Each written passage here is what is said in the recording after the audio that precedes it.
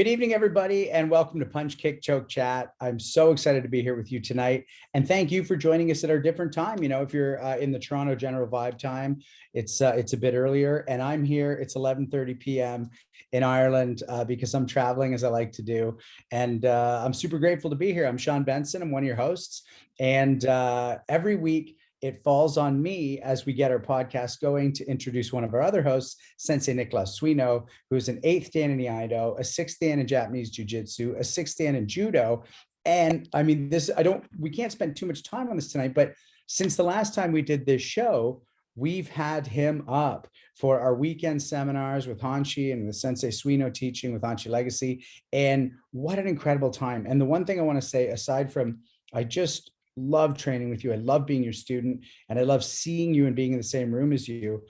In terms of sheer martial arts, the absolute detail that you have the ability to provide with your Iaido and with your Judo and Jiu-Jitsu is mind-blowing. You know, I spend a lot of time on those ground arts, and these little pieces that you introduced or had introduced in the past, and I had missed at the time, already unlocked pieces of my game. So it's just phenomenal to be training with such a master. And we talk about it on the show. Can't wait to see you. Can't wait to see you.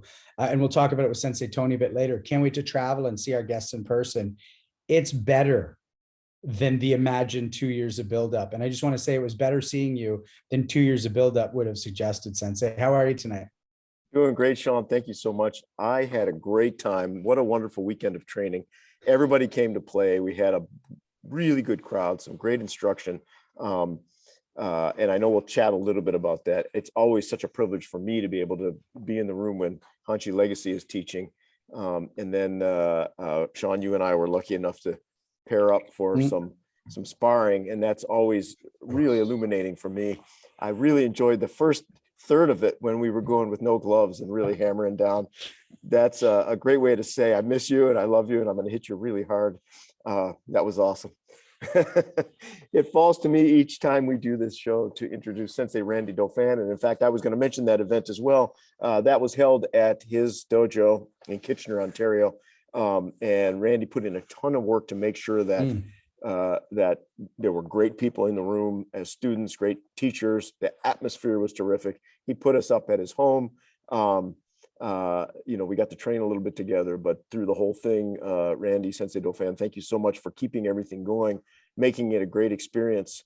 Every time we come up there, I not only learn a lot about martial arts, but I also learn a lot about running an event. And I want to thank you for that. It made it so delightful to train and teach. How are you this week? I'm doing good. I'm still riding on the high of that weekend. And, you know, it's funny you say that stuff, Sensei Suino, because what are the rewards in the end? Like, it's pretty simple. The rewards are pretty simple. You got a lot of happy people, right? Like a lot of people leaving the dojo that are happy and feeling good. That's a good reward. You know, really simply, something that I found really rewarding was on Sunday morning when I got up. I thought I was getting up early and I came down the steps because I thought I got to get to the dojo and clean the floor before you guys get here. And lo and behold, there were you and Sensei Legacy just sitting there on the sofa, having a coffee, chatting with each other. I'm sorry, I fucking love that. Like, I do that whole weekend all over again just to walk down the steps and see that. Like, that was amazing. And then the things that people don't see are just a simple text message that you get at the end of the night on the Sunday. Sensei Legacy text messaged me, you messaged me to just say, great event, thanks for doing it, I'm proud of you. That's the stuff. Like, for me, that's the stuff, right? It's not the other stuff. That's the great reward in doing that work for me. So thank you for saying that, Sensei Suino. Amazing to have you here. Can't have enough times where I'm on the same floor with you and Sensei Legacy together. Like, that to me is like, that's the pleasure, right? Not the joy, that's the pleasure, right? Like, that's the cherry on the top, getting to do that stuff. So thanks, Sensei Suino. The things that I want to mention about Sensei Legacy and then about Sensei Toney is, we say it all the time, Sensei Legacy is the 10th Dan. He was awarded that by his teacher, Anthony Sandoval. I got a plethora of books here, right? One of them being Sensei Legacy's book, this one right here. And then I got a couple of Sensei Suino's that, you know, if you don't have them, You should go out and get those books. Lots of great information on them, both authors. Sensei Legacy is a member of the Canadian Black Belt Hall of Fame.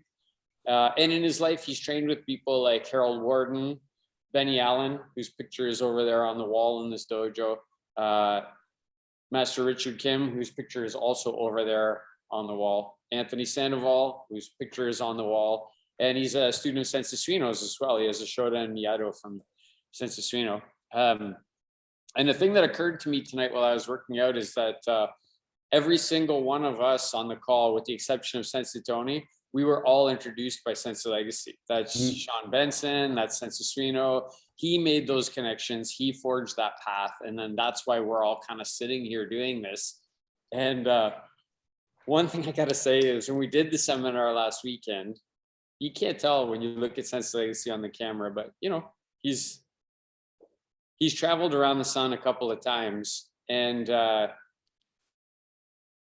I just, when he's standing in the room teaching and he starts throwing punches and kicks, and I really like looking around the room at the reaction of people. And people in the room are always like, what in the hell is going on right now? Like, have I entered the matrix, or what is happening? How can any human move and hit like that? So that's my introduction for Sensei Legacy tonight. Loved having him here. And I'm looking forward to going away with him this weekend coming. We're going away. So really excited about that. Well, when I say this weekend, I mean next Friday. But I'm going to introduce Sensei Toney now and then punch it over to Sean to give a couple thoughts. So Sensei Toney studied martial arts for nearly 40 years. He's an 8th degree black belt in Ju Jitsu. He's the former country rep for the International Bodyguarding and Security Services Association. I'm not sure if this is pre-COVID or now, but regardless, it doesn't matter. Operator of over 90 clubs, sensei to more than 4,000 students in the Ireland branch of the World Jiu-Jitsu Federation. Shihan Toney has always appreciated a scientific approach to intensifying his training and studying, and has focused his attention towards the internal arts more recently, studying breathing mastery, joint mobility, meditation, and yoga. And he's merged all these concepts together. He's a participant in World Martial Arts Live. And I mentioned before we came on the podcast tonight is that I watched him on My Home. I think the podcast is My Home, My Vitality. If you haven't watched that podcast, it's a really, really good hour and 40-minute watch. I would encourage you to watch it. He talks about things like the difference between the art and self-defense, right? And there's a bridge between them, but that they are actually different. Personal things, I really like that he said he just wants to take a year and he just wants to travel the globe. And if he does, I hope he finds himself in Canada. Yeah, absolutely. People here that are going to want to be with him. I took a quote off of his website from a John PS. I'm not sure what PS stands for, but John says, I highly recommend delving into one of David's courses. In life, I meet all sorts of people. And when you meet a person that genuinely cares, that wants to help others, and then backs it up with evidence and strategies, then you know, don't you? David is that person. So I also look for things that are similar. I often do. Sensei Toney and I are both dyslexic. Both of our fathers died in their early 50s. In that podcast, one of the things that I found that was really interesting, for 5 years, every night, Sensei Toney puts a piece of tape over his mouth, and he trains by breathing through his nose, which is something I know we're going to get into. He also mentioned on that podcast, it's really important that he has a strong relationship with his wife. He starts every morning and ends every day with her, which is amazing. Something he said in that podcast, be the ray of light in a dark room and be an empathetic teacher. I think in my limited interactions with him, he's a very genuine person. He's really honest. He's very confident and accommodating. And I think he's earned all of those things. I know when he found that Sean Benson was in Ireland just a few days ago, the connections were made and they were together within hours. So Sean, What do you want to say? Thank you, Sensei Toney, for being on. Thank you. you're making me sound better than I am, actually. So hope I live up to it. Thanks, Sensei. I just want to add to that. First off, what you just said, I mean, to be welcomed immediately, met with a coffee waiting, which is, not just about the coffee, but about the sheer act of I'm treating you, you're visiting, you're my guest. Paired me with a black belt for the whole class. But the other thing is, and this really goes to what we all talk about. We're at episode 61, I think. Every week, what's so important to us is, will it work? Does it work? And the thing I loved about training with you, Sensei, was that every single thing we did worked. Every single thing was effective. Every single question I had, you answered by getting on the mat and showing me physically how it works and how the throw works, not by explaining a theory, not by pointing to a concept, but by actively going, let me show you. And, we know that with Sensei Sandoval. We know that with all the teachers we like and admire and follow. If you can't show me, why would I follow you? And when you showed me every single move, it worked 10 times better for me. And I felt it in my tap outs. And I just want to say that for me is the true measure of somebody who, isn't just putting on white pajamas and cosplaying. It's somebody who's in the sweat, in the blood, in the dirt. And I just loved our time together. But more importantly, I love knowing that someone we have a relationship with is teaching the way you teach and making it feel the way you feel, as in gruesomely painful when you're on the receiving end. I do have to do a couple quick housekeeping notes, Sensei, and then we're going to bring it right back to you. First off, I just want to say thanks for being here, everybody. If you're on the Zoom, great. We have a button at the bottom for your questions, and then Robert will light that up. You should see a red dot right there. So fire your questions to Robert, and then we'll fire them to Sensei Toney. You might be watching this later on one of the podcasts, amazing, or if you're watching on YouTube in real time, or on one of the later versions of it, hit that subscribe button, hit the like button. We love your comments. We love to engage with you this way. We're also sponsored tonight by the World Martial Arts Live event, which we had for the first time last year, and we'll have this year as well. Sensei, do you want to say a quick word about that? Yeah, June 18th. Yeah, again, World Martial Arts Live. It's a very unique opportunity for people to connect on martial arts, different levels, right? Last time we did it, we had 30 countries, about 150 schools involved. And the thing that I thought was super cool is I got messages from people in Mexico saying, it was so cool that we got to train with Sensei Yahagi in Japan. And it really meshes everything together and allows people to see that they're really part of a huge, huge, huge global community. Huge global community. And the other thing too is, when we make these links digitally, which has been this bizarre gift of COVID for the last couple of years, when I get the chance, let's say, to come and travel, and my sensei says, hey, you should go see him in person, and then we're training, those bonds are forged digitally first in this last little while. So when you go to those events and you connect with those senseis, it's going to make it so much easier down the road when you are in that country and you do get to say, hey, I've trained with you before. It might be lucky like me where we have the relationship, or you might be more of a student and go, hey, we haven't met, but the door will have been opened already. So what a beautiful thing. Sensei Toney, how are you tonight? What's very going good. on? Same as when we met on Tuesday, you came to my class. Mm-hmm. My class, that particular class is on Tuesday and Thursday, so I've just finished the class about an hour ago. Your training partner was asking about you.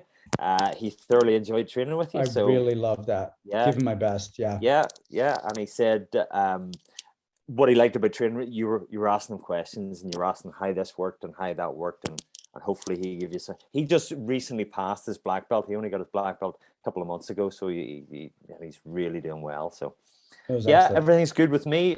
Things are good. We're starting to move in Northern Ireland again. Clubs have all opened up. We were under a lot of restrictions. The last part of the restrictions ended about 4 weeks ago. So we're in grappling, punching, kicking, throwing, yes, sparring, doing all the things we just have missed so much. It was only 4 weeks ago that we were allowed to spar again and grapple, and it was Christmas for all the students. They just were so keen to get grappling again and sparring again. So yeah, everything's great. We're moving forward and onwards and upwards. That's amazing. So let's jump right into the question I like to start with every one of our guests is, what was it like for you growing up? What brought you into your first club and what kept you there? Okay, so it depends how far we want to go back, but childhood, I grew up in Belfast. When I was 5, the Troubles, in Northern Ireland, it was a war, but we quaintly called it the Troubles. They started when I was 5. I lived on a flashpoint. My mother was a Protestant. My father was a Catholic, which in itself in those days wasn't a thing that was meant to be done. My father and mother broke up when I was about 5. The trouble started. I lived at that flashpoint throughout my young life, and I was undiagnosed with that dyslexia, which meant that you were just classed as being a bit stupid. So when it came, I'd worked in a butcher's from the age of 10 on a Saturday, and when I left school at 16, I went into the butchery business. When I was 19, somebody came to work in the butcher shop, and he was a squatty, a soldier, and he started telling me about judo. Started telling me, and I started getting engrossed in this story about judo. And then he did some throws on me, on the concrete floor, and I thought, wow, this is brilliant. This is fantastic. And it was back in the day before you could Google, where's my nearest martial arts club? So I rang the Northern Ireland Sports Council and said, have you any judo clubs? And they said, yes, we have one in Maysfield Leisure Centre on Wednesday night. So I thought, I'm gonna try judo. So I went into Maysfield Leisure Centre, asked the woman at reception, where is it? And she said, go down that corridor, you go left, you go right, and it's in there.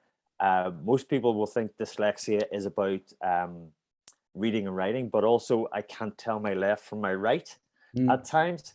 So I actually went into the wrong room, and they were wearing white suits, so I automatically thought it was judo, but it was actually Ju Jitsu. So it's it just happened. So I got on the mats as I thought I was in a judo class, and my first instructor was a guy called Rolly Beadle, and very good instructor, but there was no structure the way we have structures in the class. There's, if I'm taking a class now, there's a pulse raiser, then there's an easy stretch, then there's a second pulse raiser, then we teach the white belt syllabus. We did some sort of warm up, and then he beckoned me to him, and he asked me to throw a punch at him. I threw a punch at him, and he did what's called a stomach throw. I don't know whether you're familiar with that, where he puts both feet on your chest and throws you over the top of his head as he rolls backwards. And I landed, and I felt as if my lungs were going to fall out because I hadn't been taught a break fall. So I just landed on my back and was lying winded for what seemed like an eternity, but probably was only 30 seconds. And at that point, I suppose it depended on your character. If I was a different character, I would have just went, this is not for me, this is madness. But my character at 19 said, wow, do that again. That was fantastic. And I was just hooked. From that minute on, I was hooked. So I trained as many nights as I could in Ju Jitsu. I trained with multiple coaches. I trained with a guy called Raymond Shaw, who was one of the best coaches I've ever had. I trained with Mark Noble, who was head of World Jiu Jitsu in Ireland at that time. And I progressed through the belts very rapidly. It used to be 6 years. It would take 6 years to get the black belt. I managed to get it in 4.5, but I was training every night. Every time I got to train. And when I was a blue belt, I started my first club. I started helping in classes when I got my yellow belt, and when I was in my early 20s, 24, 25, I was given the opportunity to be the national coach of Ireland. It was quite small at that time, but I took that opportunity. My boss at the time in the butcher shop said, he called me in and he said, David, listen, see all this martial arts rubbish, you need to knock that in the head, because you're always thinking about martial arts. I would go into the fridge and do the Rocky thing on the hindquarters of meat. So I'd be hitting the meat when I was meant to be working. And he said, look, you have to make a choice. You either do jiu-jitsu or you're a butcher. And I just said, I'll give you a moment notice. I'll give you 2 weeks notice. And I became a professional coach and never looked back. That was it. I was hooked. So, I've been teaching martial arts ever since. I got 2 questions I want to jump into on all of that. That's phenomenal. The first is really basic. Why did you love it so much? Can you put your finger on what at that age made you go, I'm just like, we all had a similar experience, but why was that yours? It's hard to tell. It's almost like there was something missing. If you look at your story, because Pascal's in martial art, who's your cousin, and you're in martial arts. My father, although I didn't know him that well, but I know that he was a boxer, so he had that combativeness in his DNA. And over COVID, I didn't know too much of my father's side of the family, but over COVID, you've all this time in the world, and I researched and I found a cousin. And he's actually a karate instructor. And I think it's just in your DNA. I think that you're meant to be, men are meant to be combative. I just believe that. I don't think we're meant to sit and watch TV or watch Netflix. I think we're meant to get out. We're meant to move. We're meant to hit other people, let them hit us. There's something just primal in it. I love that. It's just primal. I don't know if y'all know what The Onion is. It's like a satire magazine, and there's a great headline on one where it shows this big guy wearing like a tie and a white shirt, and he's big, and he's standing in like a furniture showroom, and it says, man tells you this is the best-selling mattress. Man would have been revered warrior 4,000 years ago. And to me, it's such a great thing. It's like, you got this guy who would have literally like eaten a heart 4,000 years ago. And here he's like, can I interest you in the upgrade mattress, sir? My other question for you is about Belfast. And, you can talk about as much as you want, but for the people watching, like, I've just spent a week with my cousins in Belfast, and some of them are your age, some of them are a little older. And, this isn't to compare with any of our guests, but my one cousin has PTSD from how many times the hotel he worked at in was bombed. And while he had to brush up the glass, snipers would be shooting at the soldiers next to him. It is a different version of toughness than anything I grew up or anyone I know grew up in. So how did that affect your sense of martial arts? And were you walking differently through walking differently by the peace wall? Did it change how you moved through Belfast? Well, it changes your whole childhood, because where I lived, it was a flashpoint. And to explain what a flashpoint is if there's a Catholic area and there's a Protestant area, the middle is a flashpoint, whereas if they meet together, there's going to be problems. And when I was 5, British soldiers brought into Belfast, so they were patrolling up in my street. Yes, there was shots fired, and there was people petrol bombed out of their homes when I was 5 years old. When I was 5, I had a thing they called it nervous asthma, which meant when I got nervous, I had asthma. And when I, as a breathing coach now, which is something else I do as well as jiu-jitsu, I realized there's no such thing as nervous asthma. There's panic attacks. So as a 5-year-old, I was taking panic attacks when things were happening around me. So it impacts you as you age. Belfast is much different to the Belfast that I grew up in. And as you will have seen, it's a very vibrant, phenomenal city now. Really is a phenomenal city, and has changed so much. And everybody's put the problems of the past behind them. They really have. Sure. And it just has changed so much, and it's down to the people. And the working class people of Belfast were tough. Even before the Troubles, they were tough because a lot of them were, one of the main employers would have been Harland and Wolff, which was shipbuilding. And I think you went around the Titanic Museum. Incredible museum. Those guys were working 12-hour shifts and they were basically laborers that were swinging sledgehammers for 12 hours. And they were 1 week off a year. Yeah, 1 week off a year, working 6 days a week, 12-hour shifts, and they were stick thin, but wiry and strong. And that's the stock we come from.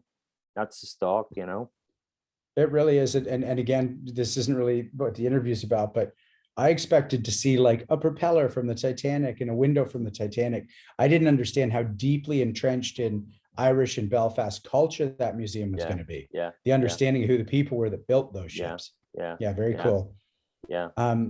So then a lot of history. So then you started coaching. You started coaching the Irish team. Yeah. I started coaching when I started helping in classes when I was a yellow belt, and some of my coaches were very good, but some of them were very, I don't know whether you'd call it old school or you just call it not very good coaches. But they would show you a technique once, maybe twice, and expect you to learn it, expect you to know it. And I struggled because of the dyslexia, and I had a bit of an attention deficit thing going on as well. So I would want to focus on the coach, but I'd find my mind wandering, and then I couldn't do the technique. So when I started teaching, I thought I just need to break things down better. I need to work with people more, because I felt that the people left the classes that I was part of, the people who started with me, because they just weren't getting it. They couldn't understand it. There was no YouTube, there was nothing. So when I started teaching, I wanted to break down techniques. I wanted to make it applicable. People could understand it better, and give as much information as I could, and not be too austere and say, you're not allowed to talk to me unless I talk to you. Like, listen, just ask me the question. I'll give you the answer if I know it. If I don't know it, I'll try and work it out. So that's that. I started teaching at yellow belt. At blue belt, I had my first club, and I've run multiple clubs all over sort of the north of Ireland ever since. That's great. We've been doing some conversations recently about the pedagogy of teaching, and it sounds like you have some pretty specific ideas that developed early about the best way to impart what you know. Yeah. I think just not, I don't know how to say it, not being too far up your own arse, which means basically being open to listen to your students and let them ask you questions, and let them, I can teach them the art, but they have to make it their own art. The head of World Jiu Jitsu worldwide was Professor Robert Clark, and I used to, as soon as I got the black belt, he was in Liverpool in England, and I would get on a plane, fly to England, and it was back in the day when it was propeller planes. Makes me sound old. And the plane would stop off in the Isle of Man, which is a small island between Ireland and England. I'd get a taxi ride, train with him for 2 hours, do the same thing, taxi, on a plane, back, and then teach the techniques that night. But one of the things he said to me, and it really rings true, he said, be the best version of David Toney you can be. Don't be a poor imitation of me. So take what I give you, make it your own. And when you make it your own, you're just going to flow better and move better. And that's what I try to pass on to my students, that make it your own, make this your own, because when it's your own, you'll just be better at it. Don't just be a poor imitation of me. I want to crack that open into a question for everybody. But before I do, I just want to say out loud again, you would fly from Ireland to England, and you would take a cab do martial arts, and then fly home Yeah.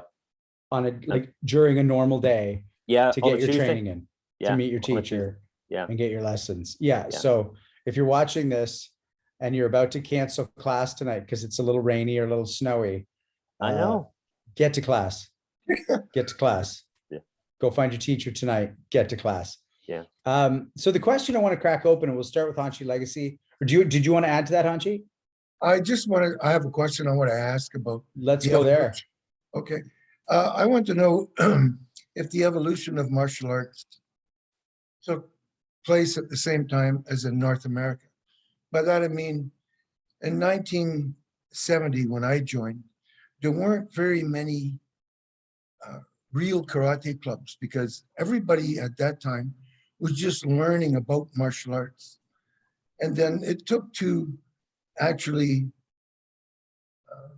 people who came in my generation to the end of their lives, which is mine now, to actually have gotten everything settled around, found a legitimate style, and are now teaching proper martial arts. So in Ireland, how early was the invasion of the martial arts on the island? Yeah, well, for me, Ju Jitsu had been in Ireland, I think around about 5 to 7 years before I started. So probably That's not very, so it wouldn't have been very long. In Northern Ireland, there was karate and a bit of kung fu, and I don't know how good the kung fu was, but with the head of World Jiu-Jitsu Federation was Professor Robert Clark, and what he did, what he seems to have done from the history that I've found, is that his initial instructor was a guy called Jack Britton, and a lot of the jiu-jitsu that came to the UK came through sailors who were traveling around the world, and including going to Japan and China and whatnot. And I know that some of the first martial artists in England were maybe on a boat, and there was a Chinese cook, and they would go below decks and throw each other about for a while. So I know that jiu-jitsu has been around, from my knowledge, just over 50 years, which isn't that long. It really isn't that long. Yeah. But before that, I think it was very sporadic, and it took people like yourselves to bring everything together, if that makes sense. Because before then it was somebody teaching something over here and somebody teaching something over here. But it took a few good men to actually say, well, we need to bring this all together. We need to formalize it. We need to make it into something that has a structure that we can pass on to the next generation. So around about 50 years, I think. Yeah, it's pretty close to the same. Yeah. Yeah.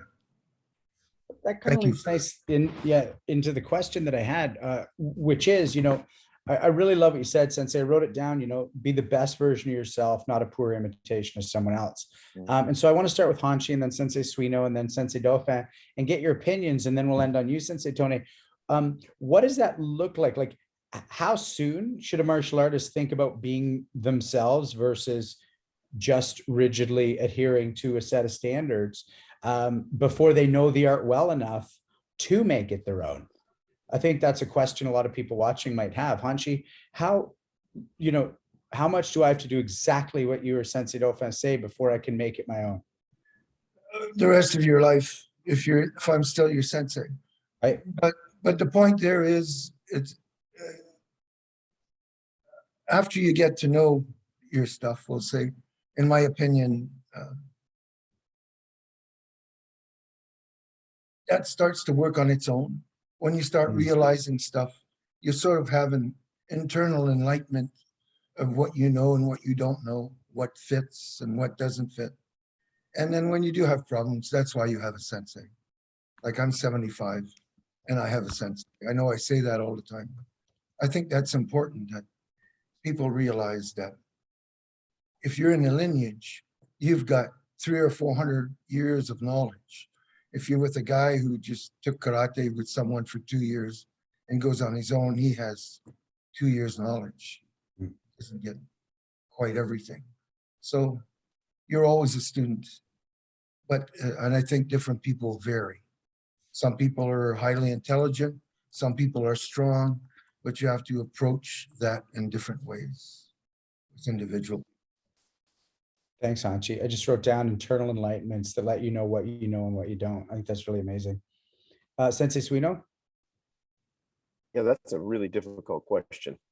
I think I've talked to you guys on this show about after 25 years of Iaido practice with my sensei who had then passed away, I decided to spend a year trying to understand the difference between what was just dogma and what really truly worked. It was 20 years before I engaged in that practice, right? And allowed myself to step out.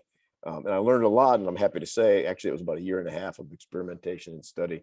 I'm happy to say that 90% of the things my sensei taught me were not dogma. They were legit, right? And then the other 5 or 10% was things that were related to the system, right? Or the culture of the system, or the standardization of modern martial arts. I think you can, make that exploration. I've certainly done it. But I also am a student, and I am and will always be. So it's a complicated question. I don't have a simple answer for it. Sure. And then if I can ask you as well, Sensei Suino, is it different for the jujitsu than for the, for the people watching who probably know, but like Brazilian jiu-jitsu, from day one, you're forming your game and is different from the guy beside you based on how you want to move and what you want to do. And that's part of the learning. Does the jiu-jitsu you did fit in the middle there at all? Or is it more like the Iaido and the karate where it's more prescribed? Yeah, right from the get-go, jiu-jitsu or judo grappling. So Japanese jiu-jitsu is like Iaido for me. There's a specific requirement for virtually every move. But Brazilian jiu-jitsu or judo grappling or judo stand-up, it was meant to be creative right from the beginning. The principles don't vary, but your expression of the principles, understanding more finer and finer points, or more complex ways to express the principles, that's expected, right? That's the creativity.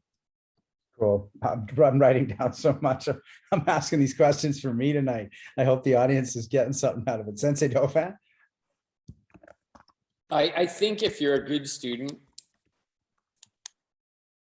on the outside, the lines become blurred between, are you Gary Legacy, are you Nick Suino, or are you Randy Dauphin? But you're Randy Dauphin, right? And you're taking, I'm not Gary Legacy, I'm not Nick Suino. It's good that people think that when they look, they're like, oh my God, he's so much like those people when he does those arts. That's a measure of success for sure. But I'm still an individual, and I still have my own ideas and my own thoughts. Now, as a teacher, I would say that I've had measures of success in martial arts, like fairly high levels of success in martial arts and ranking and in competing. And when I look back at that and I think, how did I have those measures of success? Like, my teachers played a huge part in that, probably next to myself, the hugest part in that. So I think, when you say that stuff, Sean, it's like, okay, for most of the people, I'm going to just say what was said to me. And that's going to work for most of the people. But where you find your own discoveries is when that student comes in that is, say, like Sensei Toney, they're dyslexic, they can't learn the same way. And then that's where I think you as a teacher find bigger growth than if you're open to that anyway. Yeah. Like, if you're not open to that, then you're probably not a great teacher. Sorry, but if you are open to that, that this kid who's coming in here who can't maintain himself for 2 seconds and runs in with snowy boots across the dojo floor and tries to grab a katana off the wall, if you can be open to being a sensei to that person, then you're going to grow and you're going to become a unique and different sensei than all the other senseis, and probably very similar to the other senseis as well. The other good ones anyway. Right. Awesome. Sensei Toney, anything you want to add or subtract No, from any of that thinking? Just with regard to that child who runs across your dojo with their snowy boots and tries to grab the katana, I had a similar conversation with one of my coaches who works in the junior section, and he's in the process of learning how to be a coach. He's a very good coach. He's been coaching for quite some time, but he's still in that process of learning his art, because there's the art which is martial arts, and there's the art which is teaching, because teaching's an art as well. And he was talking to me about a child who really frustrated him, wasn't learning techniques, wasn't listening, and even when they tried, they were struggling. And I said, that's brilliant. That is fantastic. That child is going to teach you so much about being a coach. And that is the thing. They're the students that make us better coaches. The worse the student is, the better we become as coaches, because they teach us how to break things down and how to teach to their abilities. And it makes it so much easier when you take a class that everybody understands everything, but you just become a master instructor in teaching jiu-jitsu as opposed to doing jiu-jitsu. So Sensei Toney, I want to share this with you because you're saying that, and it seems like in Ireland and in Canada, the same thing was happening at the same time. So yeah. I have a guy who's been training with me since he was 8 years old, and that kid who ran in with the snowy boots, we had a black belt meeting, and he said, I don't think he's going to make it here. He detracts. He said all these things. And I said, well, listen, man, you were that kid. Yeah. You were that kid. And what if I had said that about you? And just be patient and wait a little bit, and your rewards are going to come later. 15 years down the road, when that kid graduates from university, you're going to be standing there and you're going to be proud because you stuck it out with him. Absolutely. And you helped him. So what you're saying resonates with me like tremendously. Yeah. And that's the child that needs martial arts more than any other child. Because if we have a path, if that child chooses one path over another path, if they don't get to train in martial arts, where's their life going to go? Because they don't have the ability to say, I would like to touch the katana, but have the wit to say, I'm not going to touch it. So they'll do other things in their life that aren't going to work out well for them. So martial arts, it could be a savior for that child. Really could. Was for me. Can I ask, Sensei Toney, you refer to yourself as a coach, and you talk about your relationship with a national federation. I'm kind of curious how that goes. Like it sounds different than owning your own dojo or as a sensei. Like, can you talk a little bit about why you use the word coach and what the what do you want to call it, governing bodies or regulating bodies are over there? So I use the word coach, sensei, instructor, sort of the intermingle for me. But I run my own clubs, and then I'm the national coach of World Jiu-Jitsu Ireland. So those clubs would have their own professional coaches in them, and I would do the assessments for those clubs. I would be the tutor for qualifying new instructors in all the clubs throughout Northern Ireland, and I would organize events and courses and training courses to get skill levels up. So I run my own clubs, that's over here, and then I'm in charge of all the other clubs, and they come to me if there's any issues or any problems, or if they have that child who's hard work, they'll give me a ring and say, Sensei, can you give me some information here? How can I do this? How can I do that? But I do the mat work, and Anne, my wife, she runs the memberships and insurances and child protection and all that end of things. So that's what the structure is in Northern Ireland for World Jiu-Jitsu. And then we have, I think we're in 50 different countries around the world. So I would at times before COVID, I would travel internationally, Israel, Cuba, Russia, Italy, travel around Finland, and take courses as well. Let's talk breathing. Tell us Okay. about your breath work. Tell us about your breathing work. So I teach a couple of different styles. I started into breath work quite late when I got into my 50s. I was always breathing, but I wasn't breathing to my optimal state. And one of my biggest issues was sleep. So I would struggle to get to sleep. I would struggle to stay asleep. And when I woke in the morning, I just felt more fatigued than I did before I went to sleep. Which to me just didn't make any sense. How can you be more tired when you're waking up than you were when you went to sleep? And I would snore. And I brought a guy over from America. He's a 5th dan in Brazilian Jiu Jitsu, and he teaches breath work, martial arts, and mobility. A guy called Steve Maxwell. And brought him over to Ireland. $3,000 to bring him over. So he wasn't cheap. But I just wanted to do some mobility work with him and some breath work with him. So I did a course with him, and within 5 days, I used to go to sleep at around about 11:30, wake up about 7:30, put the snooze on the alarm a couple of times, and get up at 10 to 8. After 5 days, I was going to bed at 12, waking up at 6 without an alarm, and going out for a run. And when I was waking up at 10 to 8, I certainly wasn't feeling like going out for a run. So it just changed my whole breathing while I slept. And then it changed I went more and more into it. Then I qualified. And before COVID, a lot of the work I was doing was with athletic performance. I was teaching people how to do what's called splenic contractions. So I was teaching them how to squeeze their spleen through their breath work, which released oxygen-rich red blood cells into their body for, the science is out, but it's between 10 minutes and an hour.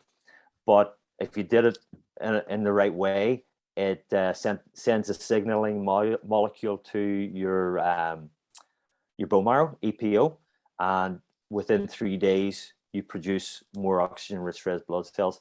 More oxygen-rich red blood cells, the better you're going to perform. I also do breath work, which for pain tolerance, so you can tolerate a bit of pain, relaxation.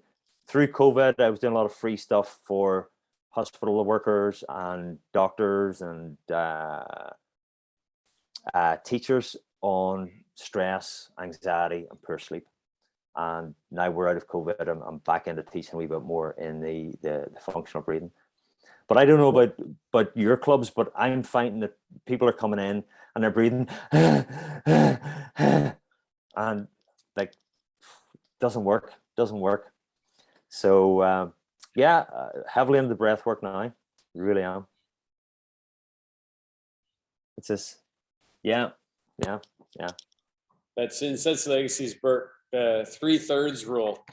Yeah. About controlling your breathing. Like from the day I came into the dojo, Sensei Legacy always talked about your ability to breathe properly. And that really never resonated with me, Sensei Toney, until like probably in my 40s, right? Yeah. It was probably in my 40s when that really started to kind of kick in, and I could actually experience it during kumite or kata or high stress situations where I could actually control my breathing in a rational way that allowed me to function in that high pressure situation. And it's interesting now how, like, as a 50-year-old, when I'm moving around with somebody, you can almost read the person's breathing and see like, oh my God, you're getting so stressed. Like you're breathing shallow.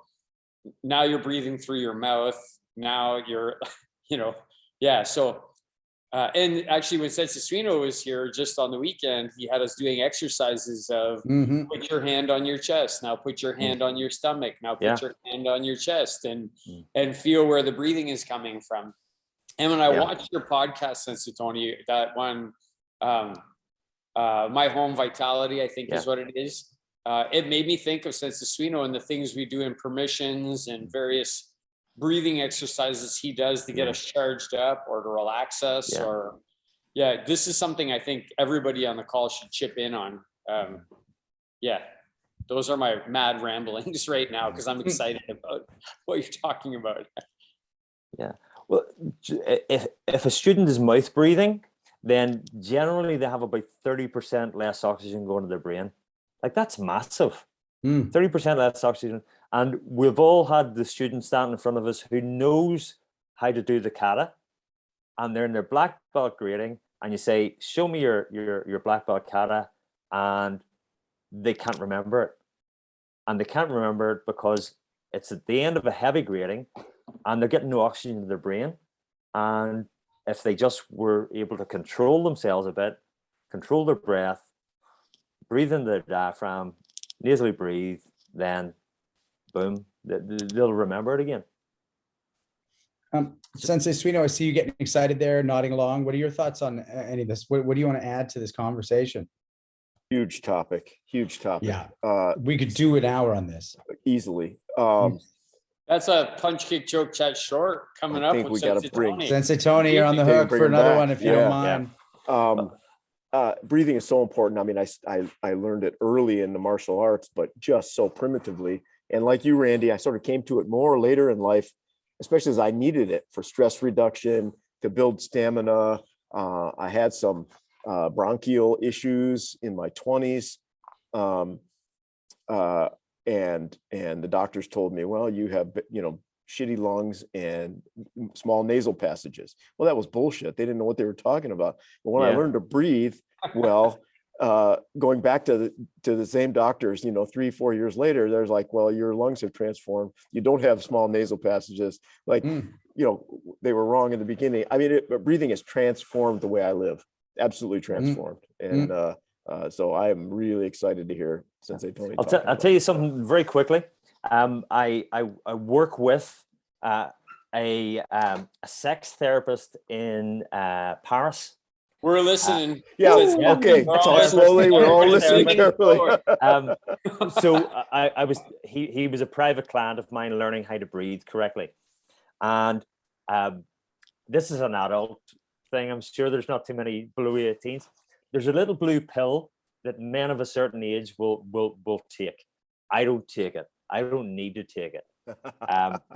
But the main component of that little blue pill is nitric oxide. Nitric oxide is a vasodilator, so it creates blood pump.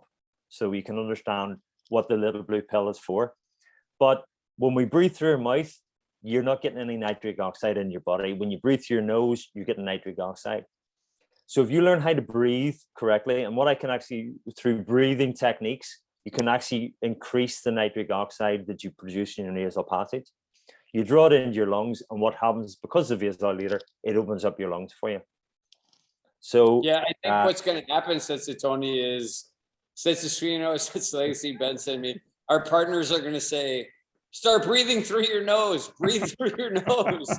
Well, there's actually a study.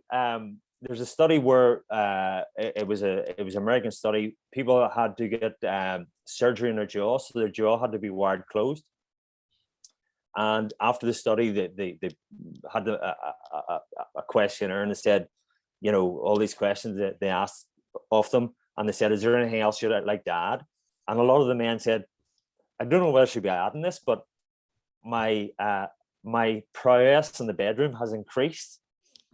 And through that study, they realized that a lot of the men had been breathing through their mouth at night. And when their jaws were closed, they were forced to breathe through their nose, which gave them nitric oxide.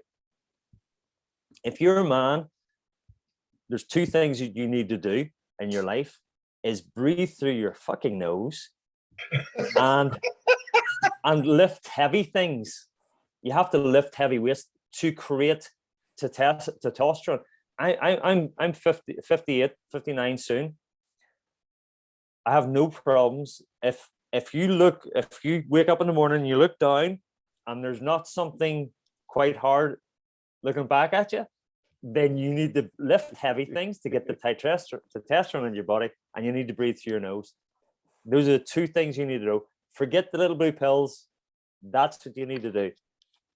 So when I was listening to your podcast, Sensei Toney, I was lifting heavy things. That's what I was doing here. Excellent. I think you can see over my shoulder. there's a barbell behind with 250 pounds on it. Yeah. And while I was lifting it, I was like, keep your mouth shut and breathe through your nose while you're lifting this damn thing. Sorry. No, go ahead. We are born from warriors. All of us, you know, our ancestors were all warriors. Doesn't matter what country you're from. All the weak people died. It's only the warriors survived. And That's we're the right. descendants of those warriors. So we're not designed to sit at a chair. We're not designed to sit in an office. We're designed to move. We're designed to fight. We're designed to lift things, you know, and we're not living to our full potential unless we're doing the things that we do. We're just not. No. I love that. That's the greatest statement that's ever been made on Punch Kick Choke Chat. Weak people died and we are born of warriors. Yeah, absolutely. But that's the Fucking truth. love that. Nobody can argue against that. I won't. You know, when the Vikings were invading Ireland, the only ones who survived were the ones who said, you're not going to take us alive. Let's go. You know, so firmly believe we're all built from warriors. That's the way it is. Hanshi, I know you want to chip in here. Yeah, I do. I was just going to ask whether you think that some of that, the oxygen, you know, when people are breathing through their mouths and they're breathing quickly, that when they inhale the vital capacity, you have to draw the oxygen out of that. And if it doesn't stay into the air doesn't stay into your lungs long enough, it doesn't have the opportunity for the gases to exchange. Absolutely. So when people are breathing, the reason you're getting more worn out is because you're not allowing the air to get in and staying there long enough for the alveoli to take the vital capacity out of it. Absolutely. Is that right? 100%. Most of the blood in your lungs. So you have 4 lobes of the lungs. You have the upper lobes and the lower lobes. Most of the blood is in the lower lobes. So if you're breathing, if you're breathing into the upper chest, it's not being grabbed by the blood. And if you're venting too much CO2 out, then you need the CO2 so that the oxygen can be released by the blood. So if you overbreathe, it's a recipe for disaster. It really is. Sensei Toney, just because I watched that podcast, can you explain some of the training methodologies that you use for breathing? Like one concept, like pay the debt back. Yeah. So one of the things that I would do in my class, because people will train every single muscle in their body, but they'll forget about training their lungs. And I think that doing cardio is training their lungs. But one of the things that I'll do in my class is I'll have a heavy session, a really heavy session. And I'll ask them to breathe only through their nose when they're doing the heavy session. When they need to, they can then turn nasal breathing and vent out their mouth. And then I will then get them to sprint around the mat until they're totally burnt out, till they feel like their lungs are going to fall out. And then they're allowed to mouth breathe. And then I'll say, stop, repay the debt. And repaying the debt is basically slowing the breath down,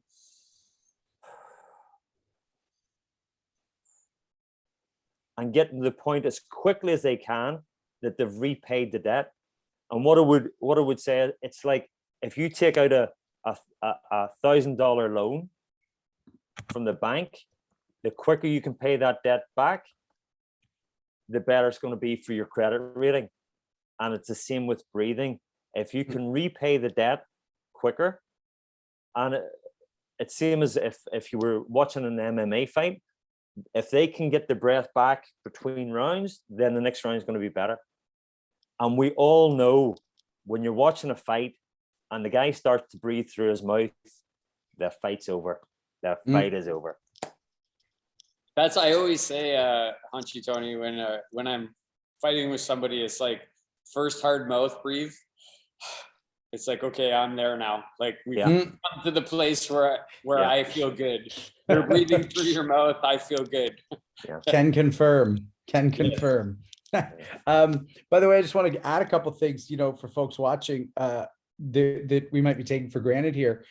He talked about EPO, right? That's literally the drug that Lance Armstrong and Trek and the cyclists were risking their multi-million-dollar contracts and fundamentally lost, et cetera, because that's how important that chemical substance is in terms of harnessing and activating your ability to use your oxygen. I mean, so if you're creating a way to breathe that can increase that even by 1%, let alone the numbers you're talking about, you're fundamentally doing what athletes will risk their entire career to get an advantage at. So it'd be incredible not to try that. And the nitric oxide, if you've ever taken pre-workout before a workout, aside from insane amounts of caffeine, that's what it is it's nitric oxide that you're paying for in those scoops. And again, as a guy who stopped taking it because I don't love the effects of it because of everything else they add, the idea to naturally create nitric oxide, forget about it. That's a path I want to go down. And this was well known in history. Somehow human beings forgot a lot of stuff that was so good. If you look back to in martial arts, the martial arts coach many years ago was also the healer of the village. So he'd break your bones and then he'd set them afterwards. So my breathing, I don't talk about breathing just when you're training. I want you to be breathing correctly all day long. So when you're in a stressful situation, I want you to be breathing right. When you're sleeping, I want you to be breathing right. When you're running, I want you to be breathing right. So I brought my breaths per minute down from 13. So breaths per minute at rest are around about 6 breaths. So that means that if I'm doing physical activity and my breath rate doubles, then it becomes 12. Whereas when I was breathing 13 breaths a minute, it became 26. Wow. So you can understand that if at rest, 3 to 5% of your energy is being used by your breathing muscles, then when you're doing physical activity, then it's going to be a lot more, maybe 15%. So if I'm doing 12 and you're doing 23, then I'm using up less energy than you're using up. So for longevity, it's better to breathe less because, as Sensei Legacy says, when you breathe shallow, you're not getting a transfer of oxygen into the cells. So. And we also know that heart rate and breath rate are linked. Yeah. So as you're lowering your breath rate, you're lowering your heart rate. Yeah. It's fantastic. And again, when we're talking about this, like at the high level of anything that is athletic, 2%, 3%, that means the world. Absolutely. That's the difference between best in the world and person no one's ever heard of who's like a moderate club champ. Yeah, like and then do 2% for the event or 2% over 5 decades of your life. Right. Yeah, that's a lot of compound interest. Sensei, we have our 10 questions that we ask all of our guests. We ask you to answer as impulsively as you can, but then expand on your answer as you wish. What's the most effective move in your martial arts arsenal? Ooh, I like choking people. I really do. I think it's a great leveler. I haven't got a big frame. I'm about 10.5 stone. I'm 5'8". If I have a big guy, I like to hit them in the throat, because if I hit them in the jaw and I have a strong jaw, they'll hit me back. So I like choking people. Who is the most influential martial artist in your life? I think there has to be 2. Professor Robert Clark, who was the head of World Jiu Jitsu. He's the guy who developed the system that I train in. And he passed away far too early. He was in his 60s. And other one would be CK Spartico Bertoletti, who is my coach now. He's 80 years old, and I used to travel before lockdown. I used to travel with him, and every morning at 6 o'clock, he'd knock my door and tell me I was going for a run with him. And just an unbelievable human being, never mind martial artist, an unbelievable human being, great personality.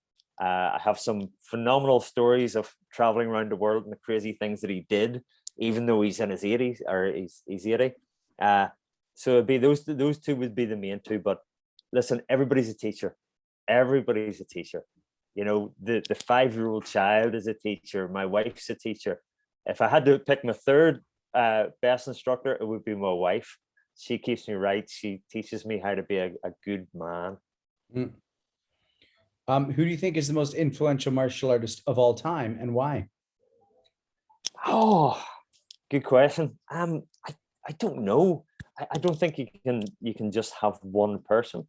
I think the Gracie family have to be up there for how they've developed martial arts. There would be no UFC if it wasn't for the Gracies. I think it has to be the Gracie family, you know. What excites you most about your next 5 years of training? I think it's rebuilding, because my clubs came back, and it's came back very strong. Not all clubs have came back as strong as mine. We, over the last year, and we've been locked down for quite a bit of last year, our yearly membership went from around about 4,000 down to about 1,500. So there's a challenge in rebuilding, and there's also an ability, if you're rebuilding, you can rebuild better because you know better. So the challenge would be rebuilding, and also as I age, keeping and developing my own personal skills. I think that's a challenge. As we age, you lose some things. You know, you will lose a certain amount of muscle mass, and you will lose a certain amount of flexibility, but you can't focus on the things you lose.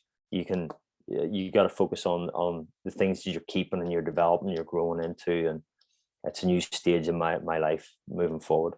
And also working with the younger coaches and giving them the benefit of my knowledge as I move on. If heaven exists, what would you like to hear God say when you get there? He says, "What are you doing here? Get down there. You haven't finished. You've more to do."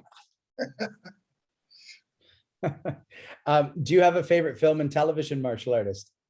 Television martial artists. I like the John Wick's films. I think that, you know, they show a lot of skillful martial arts. I think Keanu Reeves does a fantastic job. You can see that when you see him in some of the scenes where he's walking, you can see, you know, he has injuries. He's definitely got injuries on his legs. You can see that.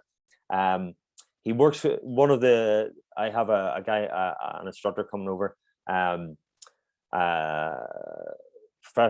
Professor, Sensei, whatever you want to call him, Antonio La Salandra. He's a 5th Dan in Brazilian Jiu Jitsu. He's coming over to Ireland to take a course next month, and he would work on the set of John Wick's. So he would teach a bit of the Brazilian Jiu Jitsu stuff.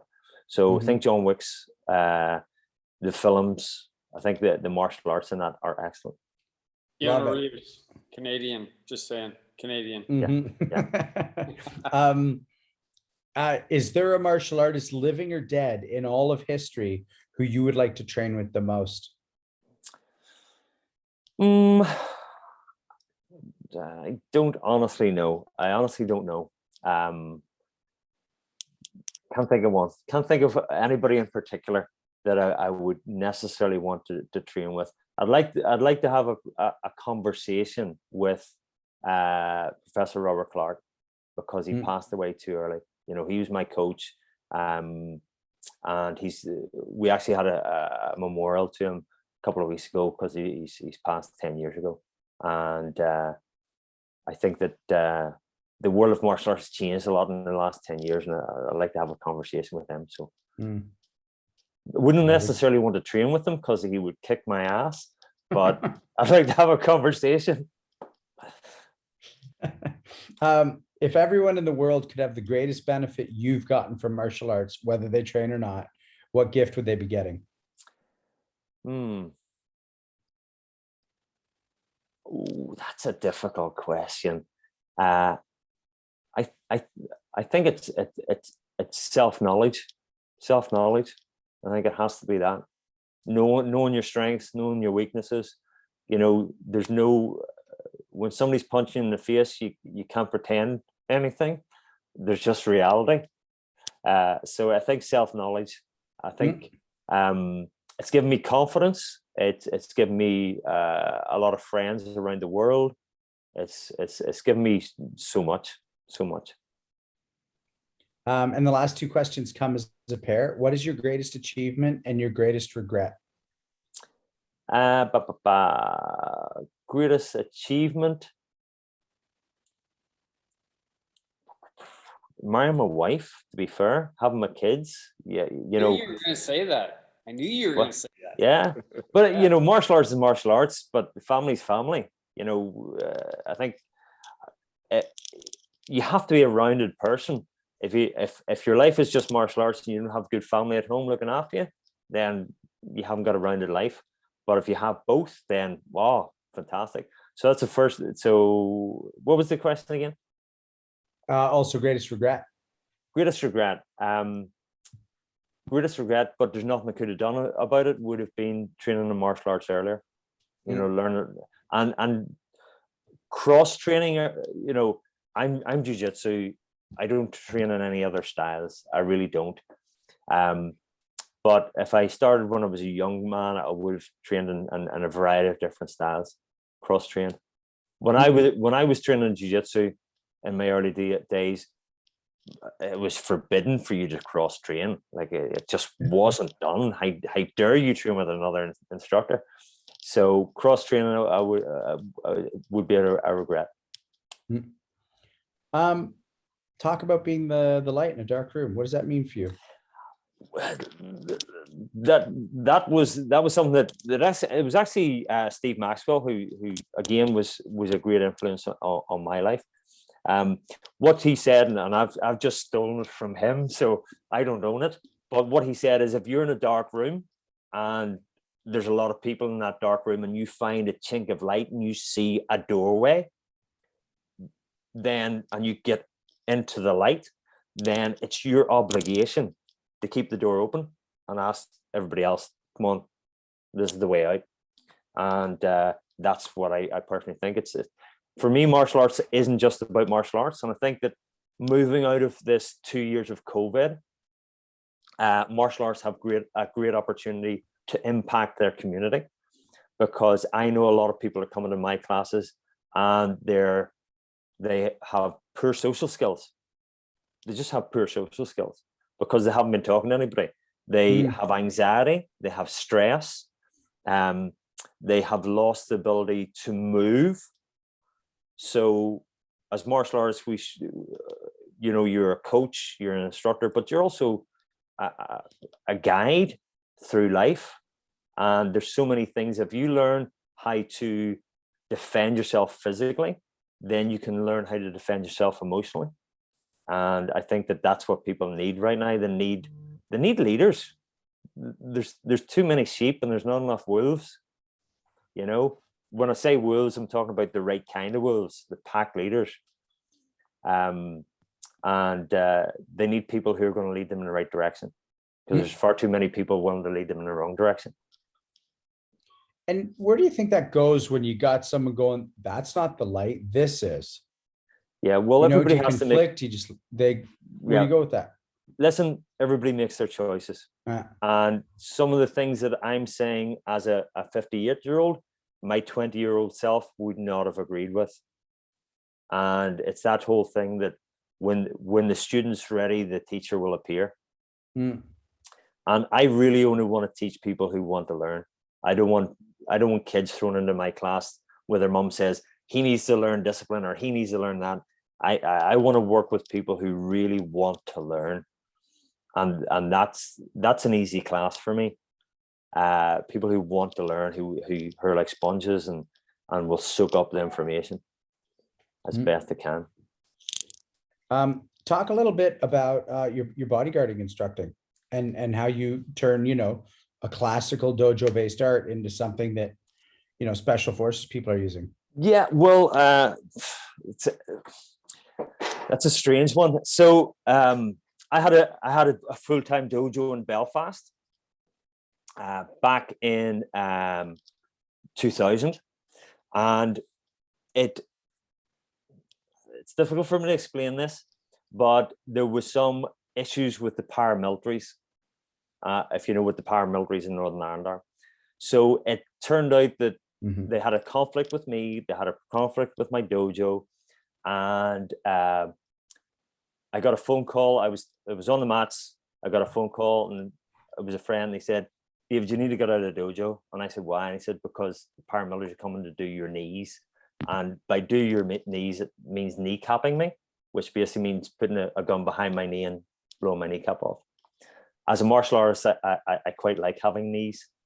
So I had to get out of my dojo. I had to move house. And had to close the place down, and I had to move out of Belfast. And one of the things that one of the paramilitaries said to me was, you can beat me, as in you can beat me in a fight, but you can't beat us because we're everywhere. And what I realized was that my martial skill was a skill for fighting an attacker who was going to square up to me or was going to try and attack me from behind. I could defend myself. But I hadn't learned the art of keeping my family safe, of being aware of the threat that I could be under. So Spartaco Bertoletti did run a bodyguarding organization in Italy. So brought coaches in to Northern Ireland from Italy, from Israel, and from Argentina, and I ran some courses in Northern Ireland. Then I ran several courses in Northern Ireland. Then I went over to Hungary and trained over in Hungary. And really, it wasn't for a desire to protect someone else. It was to learn the skills of bodyguarding to protect my family, and that was the reason I learned it. And I then taught some self-defense, personal protection stuff for them. So that was it. That was the story of how I got into the bodyguarding. Well, I really appreciate that story, and a lot of us talk about the humility of exiting situations, as opposed to squaring off, and the idea that you exited that to protect your family is a really humble and also powerful thing that you did. Yeah. Well, there was no choice. There was no choice. Right? Yeah. So Sensei, what we do as we make our way is we go around the horn and we talk about our time with you, and then the last word goes to you. And then just so you know what we were referring to before when we talked about the hour on breath, is we do these offshoot episodes where we'll just discuss a topic. Because as you saw tonight, all of a sudden an hour and a half's gone, and we've touched on a lot of things, but we like to delve into a single topic. So, I know that's something we'd love to do with you and just deal with the breath work. So we can talk to you about that, but just so you know, that's what we're referring to. But for now, we'll start with Hanshi, and we'll go around and share some thoughts with you, and then we'll give the last word to you before some final housekeeping. Okay. Hanshi, what do you want to say about tonight? I would say it was very informative, and if I speak for all the people that are watching, we learned a lot about Ireland and different aspects of your martial art, like the breathing. That was important. We haven't talked about that very much.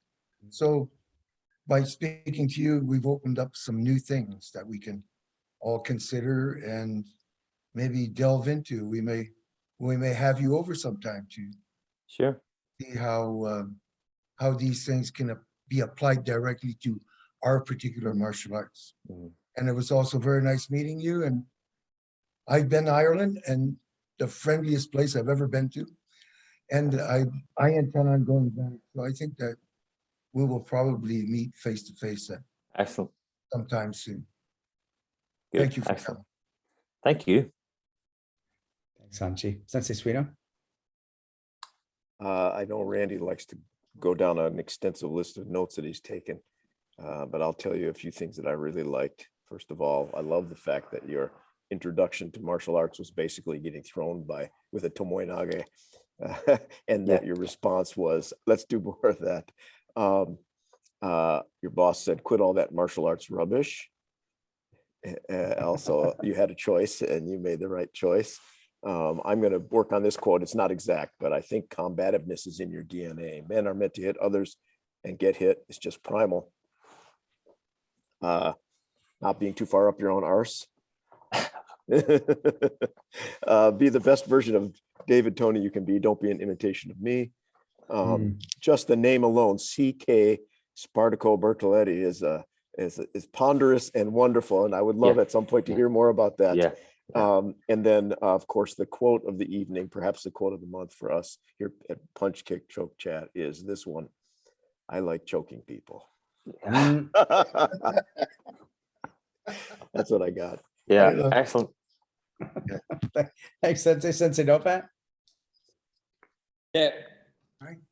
Nobody needs to ever feel bashful about quoting the same things. It just shows again, like we're chatting, saying we're reading each other's minds, but very interesting, Sensei Toney, that you came from both a Protestant Catholic background. That's in Ireland. That's a very interesting thing. That you were 5 when the troubles started.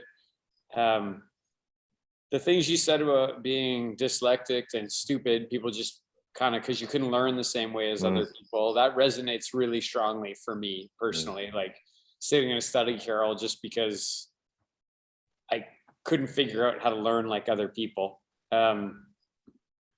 Like so many people we've had, you started in judo. Like so many people on Punch Kick Choke Cat started in judo.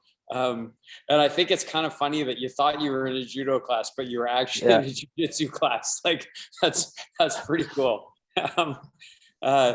You know, when you said about the stomach throw on the first night, you and Sensei Lacey will have to talk about that because he can tell you about his first night with Sensei Penny Allen, where he got like his chest caved in by him because unlike you, he was being a bit of a smartass, I guess, in the class, and Benny Allen overheard him and decided to make an example of him.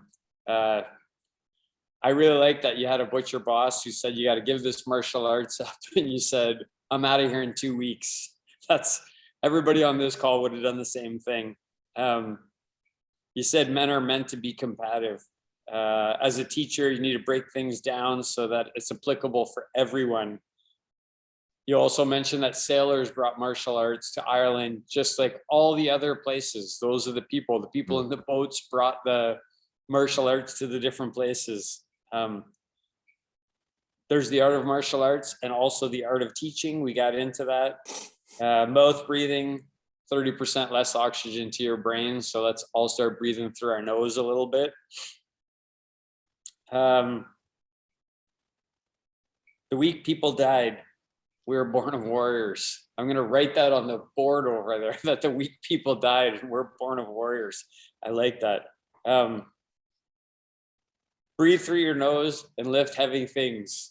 Yeah, like everybody needs to do that. That's like a basic philosophy. Breathe through your nose, lift heavy things. Martial arts teachers, they should be able to break your bones and they should also be able to set them after. Like Sensei Suino said, your most effective move, like to choke people. Sensei Bartoletti and Sensei Clark are the 2 most influential people, followed equally by your wife. I think that's also important to mention. I think it's really cool that your next 5 years is about rebuilding all of this. And you didn't say just rebuild it, but you said it's an opportunity to build it better, right? Yeah. Like not just build it the same way. Maybe it's 90% the same way, but you want to build it better, right? Which I think is good. The big benefit, self-knowledge, know yourself. I think it's really clear you do, Sensei Toney, that you do know yourself. You've got that gift for martial arts, and I think that's a good one. too many sheep, not enough wolves. You know, your obligation is to keep the door open. Last kind of thing is, as a martial artist, you like your knees. And I say that tongue in cheek, but it's a very serious statement. And so grateful to have you on here tonight, Sensei Toney. You learn so much. Yeah. Oh, listen, I thoroughly enjoyed doing this. I hope I didn't give a bad impression of Ireland. Obviously, there was tough times, but that's the way the world is. Every country has its conflict, but the conflict is 99% over in Northern Ireland. It's a lovely part of the world. Scenery is beautiful, and the people are good. And there'll always be a warm welcome in Northern Ireland for anybody that comes over. So, as I say, I'm running a convention, 2023. It's going to be in October. It's my 60th birthday. I also want to bring sort of people from around the world and have a really good course. Just get on the mats and hit each other. Fantastic. Fantastic. Sensei, I just want to add, you know, really the know yourself stuff was just so huge for me as well. I just think it's such a deep thing, whether, you know, someone's in therapy or whether someone's trying to get sober or whether somebody's, you know, even trying to figure out why they may or may not hate their neighbor. I don't think you painted a bad picture of Ireland at all. I actually think quite the opposite. If you're a representative of Ireland, I think a lot of people are starting to Google, you know, trips to Belfast, trips to Dublin, that kind of thing. I guarantee it. Just such a pleasure. And, you know, for us to be able to bookend my trip this way, I'm flying home tomorrow. It feels pretty special to talk to you tonight after having been able to train with you. And it seems super appropriate as a way to put a button on my time overseas. And I just want to say thanks for being here for that. And I do want to say a couple quick thanks to Robert Schlumsky, to Mike Russell, to Victoria Feth, to Justin Shea, to Alden Adair, and to Andrei Sedyshev. You know, when those photos of Sensei Toney are up, or whoever our guests are promoting, and you know, you're getting all the information about how to sign up for these Zoom and these podcasts and everything, that's them. They're running all the understructure of the show that we get to stand on the platform of. So we're genuinely and truly grateful. And then Sensei, do you want to say a little something about the Capital Conquest and the May seminar to take us home? Yeah, I do. Well, and I also want to talk about the next 2 weeks because we're back on our 3-week schedule. So next week earlier, it's at 2:30. So we're going to be doing it next week at 2:30. We're going to be talking to Sensei Mike Wall. He was on World Martial Arts Live. I never met him before, but I attended his session at about 2:30 in the morning. He's our vintage, and man, that guy could lift his knee and kick and also take you to the ground and do what Sensei Toney likes, which is choke you unconscious. And I'm super looking forward to talking to that guy next week. And then a guy I met through Sensei Suino, karate person, Sam Larioza, Sensei Larioza, runs a bunch of martial arts schools in the United States. Super nice human being, like just very warm, open. Looking forward to talking to him. That'll be back at the regular time. Other housekeeping items would be World Martial Arts Live. We're gonna do that again, June 18th. Amazing. Everybody on this call will be involved in it. We got a pretty big event coming up May 14th, 15th here in Kitchener. We're doing that with Japanese Martial Arts Center, World Kabuto, and also Legacy Shorin-ryu. And yeah, we got like 15 top-notch instructors, Sensei Suino being one, Sensei Legacy being another, Ben Lidesor, Hanchi Tarian's going to be teaching at that. We're bringing Hanchi Sai in from Belgium. He's going to be teaching at that. So hit us up if you want more information on that. You mentioned it, Sean. Capital Conquest is coming in November. Again, all the people on this call will be there. I know Hanchi Legacy is going to be there. I'm going to be there. Sensei Suino is going to be there. I know you're going to be there, Ben's. Great event. If you've never gone to Capital Conquest, it's something to behold, to walk into a room where there's like 35 mats on the floor and you got 30 different instructors all teaching simultaneous for an hour. And then the next hour, 30 other amazing instructors come out and you just get to change mats and go do something different. So that's coming up. I also just want to do a quick plug for Hunchy Legacy, and I are going not this weekend, next weekend to Ottawa, and we're going to be in Hunchitarian's podcast, which is coming out in April, which is Ring Talk, where he talks to different fighters about their experiences, and yeah, that's it. And Sensei Toney, I would say, you know, in Canada, if you ever come and you go to Newfoundland, that's where the Irish came to. They left the Okay. rock that you're living on, and they came Yeah. to Canada, Yeah. and they moved to a Yeah. rock that was about Wow. the same size. And the Newfie people in Canada are the best, most friendly people in our nation. They are if you ever have to break down in your car, that's where you want to be. Or Okay. maybe Ireland, Newfoundland or Ireland. Those are the two Okay. places where if you need help, that's where you want to go to. And you explain that really clearly, that Ireland's a great place to be. Yeah. I can't wait to come there. Yeah, good. Good to see you. It'd be nice to have you, but really would. Well, thanks, Sensei. Thanks everybody for watching. We're really excited to see you next week again, and have a safe week until then.